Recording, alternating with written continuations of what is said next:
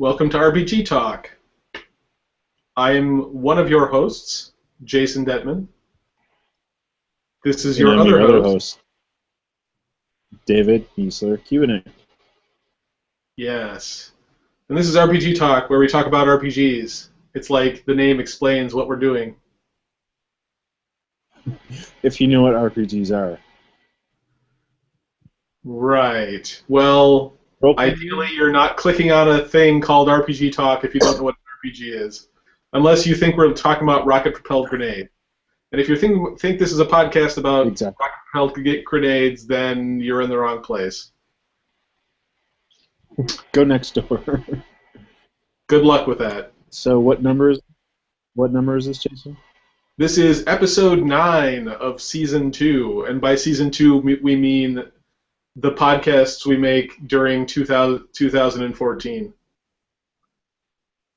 Wow. Thank you. Yep. So this week we're talking about So Sagas of the Icelanders, right? Sagas of the Highlanders, that's a different game. Yeah, that would be a good hack.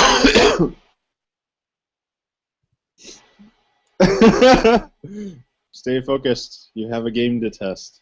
Yeah, I got too many games. All right. Sagas of the Icelanders. Yes, tell us about Sagas of the Icelanders.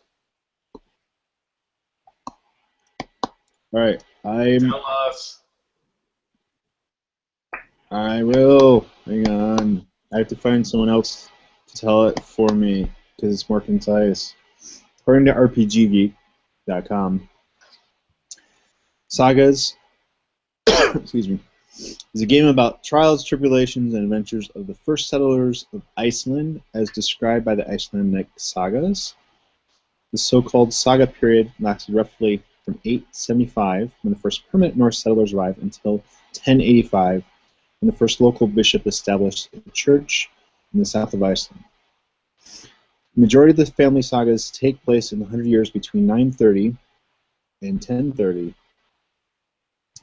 And the game is based about you playing Viking settlers in Iceland. It's very much about the community, the family structure. You're playing against nature, you're playing against your beliefs, you're playing against a lot of things like that. It's using the Apocalypse World engine. And I have the name. The game was written by Gregor Vaga of Red Mouse Games. This Indiegogo campaign, because he is not from the U.S. And it was a lot of fun. We played 3 sessions. Evan Torner emceed it, and then Jimmy Shannon, Valerie Mazzoni, Dan Knutson, and myself played. Jimmy played the Wanderer first, and then after my character killed his character, he played Skald, which is like a fighter guy. I played a Shield Maiden. Dan played the Matriarch, and Val played the Woman. And those are the playbooks. There were several other playbooks. And this game uses a very sort of gendered system of moves. So there are some basic moves, but a lot of the moves are aligned along the gender lines. And that's just part of the culture, so it fit in very well. But it was very interesting. I think it was one of my favorite Apocalypse World-based games that I've played so far. It was a lot of fun. Well, that's cool. So you played 3 sessions, and it went well. You liked it. You enjoyed it. Yep. Good. Were there any moments that, in particular, that stood out for you in the game? Excuse me. There were a few. The quick escalation of events was unexpected for me, but given the limited resources in terms of just plain stuff as well as people, basically a war band consisted of 2 or 3 people because of the limit, how few people there were in the areas. Um, so there was one instance in which Jimmy's character had to sacrifice a person to pay a debt to Odin, and this was horrible. I mean, it was he didn't really want to do it either, but he basically drowned an innocent woman in the fishing hole, ice fishing hole. My character heard some noise, came in, made an excellent roll, determined exactly what he had done, and then stabbed him with my spear and shoved him down the same ice hole. And this all happened in like just seconds. And of course, his dead body was found in the spring thaw, so we had to deal with that. Another thing that stood out for me was the great sense of gifts in the culture. To accept and to refuse gifts is very important. And I had read, a slight tangent, I had read the book, the Saga of Gisli, which is based in this time period, when I was taking a medieval lit class at Iowa. And so this was exactly that sort of thing. And I love that book. I love that book more than the Robin Hood tales, because it seems so much realer, and less about chivalry and more about just family life, dealing with things like bad things that happen, how to deal with it. In this culture, a lot of it's about deception and being a fugitive a lot of the times. So it was very interesting.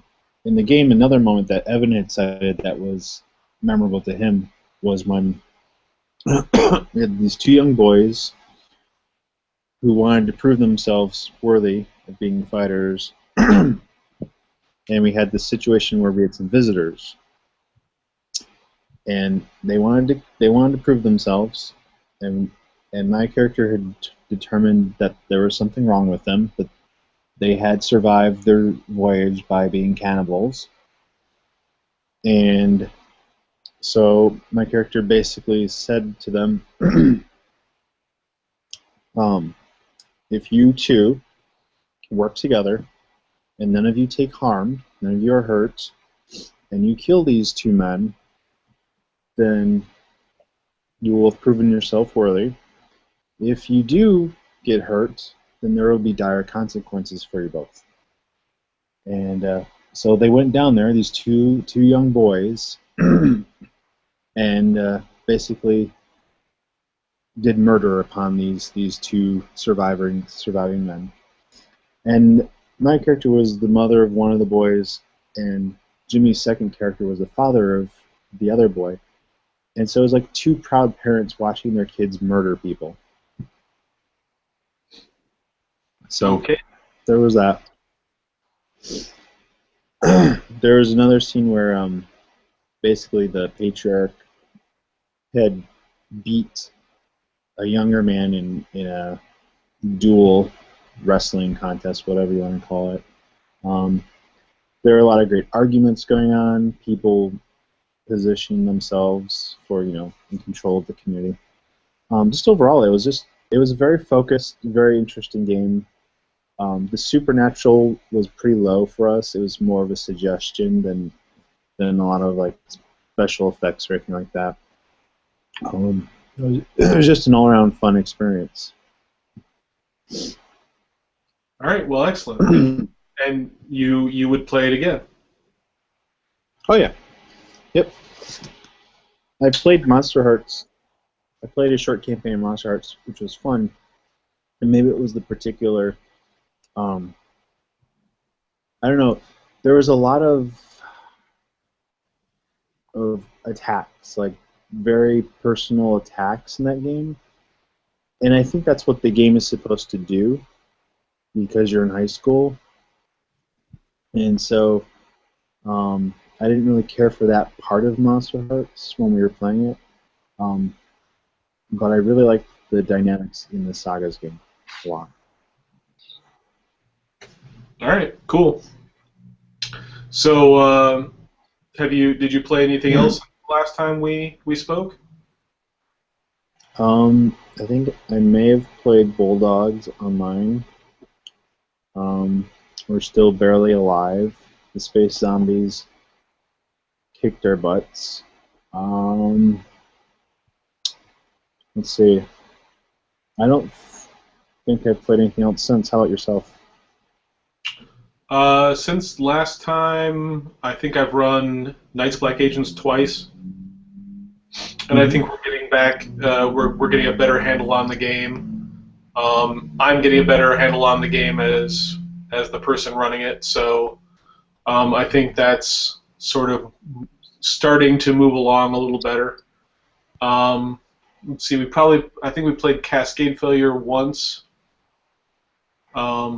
And that continues to be an interesting, exercise in murder hoboism in space.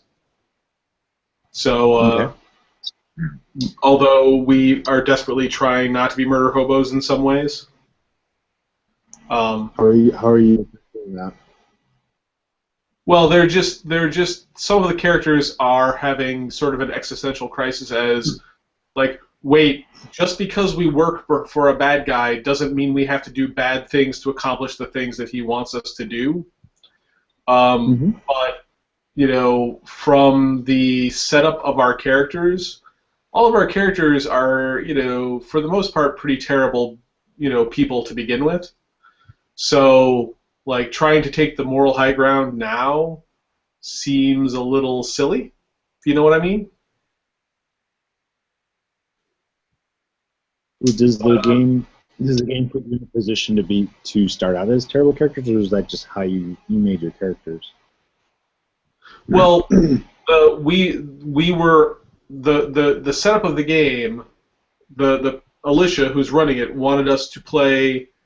I mean, we're playing, people who are living after the collapse of a galactic society in this sort of, spacefaring post-apocalyptic setting. But on top of that, part of the setup that the game master wanted was, you all owe or have something being held over you by this guy who's going to be your boss and send you off to do things. So the description we were given of him didn't seem like a very nice guy. So I think we all kind of aim towards like we're not very nice people, therefore he has a hold over us somehow. I mean, and also I think the post-apocalyptic genre tends to make people more harsh survivors than happy-go-lucky travelers. So but you could also be innocent people trapped in a bad situation, or where you didn't have anywhere else to turn but this. Yeah, it didn't work out that way. And I think of my character as sort of he started out as an innocent person who didn't really have a lot of options and just started doing terrible things because that was what was available to him. So I'm not saying my character is not redeemable, but my character can be pretty terrible if he's not kept in check. Okay. Because he's a thug. Anyway, so that's the games that I played. How many We played a bunch of board games. Okay. But this is not board games. How many more? No. How many more sessions of Cascade Failure are you going to play? I don't know. Initially, the plan was that Cascade Failure would run for a while until I finished up Knights Black Agents because I have trouble running more than one game simultaneously. So as far as I know, Cascade Failure is going to run at least until the end of the year. Cool.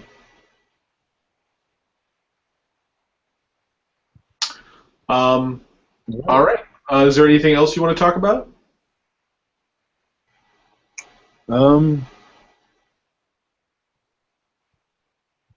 I'm trying to arrange a meetup with a gentleman in the area who's going to be running a convention at where he works in downtown Cedar Rapids.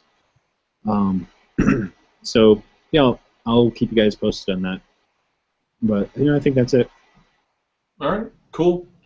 All right, I guess that's it for this session. Hopefully, you will feel better and Thank you. be in tip-top form for next session. Okay. All right. Take care. All right, thank Play you all more for joining games. us for super short, fast RPG talk. Play games.